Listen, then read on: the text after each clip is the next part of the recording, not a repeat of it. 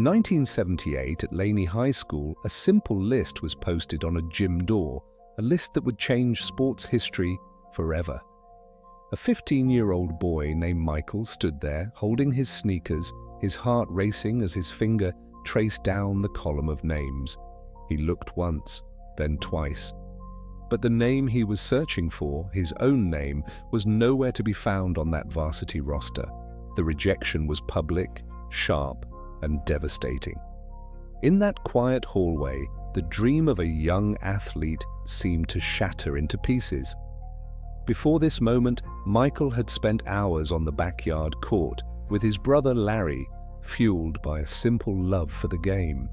But now, seeing his friend Leroy Smith walk by in that varsity jacket made Michael feel smaller, invisible in the shadows of the hallway. He went home, locked himself in his room, and wept. The weight of failure felt like an anchor pulling him away from his passion. He avoided his friends, avoided the gym, and allowed self-pity to take root. He was ready to give up on basketball entirely. Then came the moment that changed everything. His mother, Deloris, didn't offer a shoulder to cry on. She offered a new perspective. She told him to stop feeling sorry for himself. She pointed out the window and told him to get back to work. She helped him transform that wound into a target. Failure wasn't the end, it was the invitation to outwork everyone else. From that day on, the clock became his only rival. At 5:30 a.m., while the world slept, Michael was already moving. The echo of a single basketball rang through the deserted gym.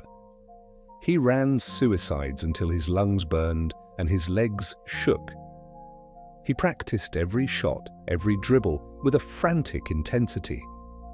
He wasn't just playing against others, he was playing against his own limitations. As he worked, he grew.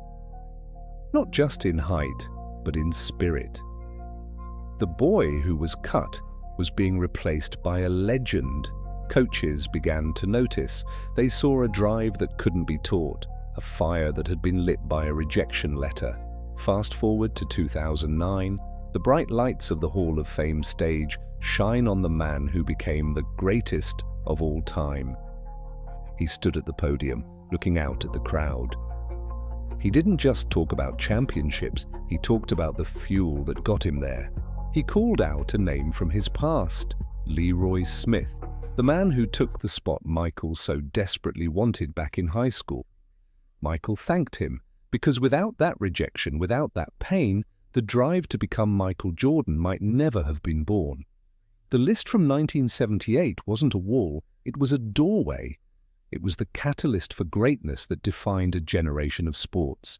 Today, another kid stands before a list on a gym door. Another dreamer faces the sting of being told no. He doesn't see his name. He feels the same shock Michael felt decades ago. But this time, he knows the story. Instead of walking away, he turns toward the gym. He understands that failure isn't a defeat. It's the beginning of a legendary grind. So when life crosses your name off the list, remember Michael. What will your failure mean? Will it stop you or fuel you?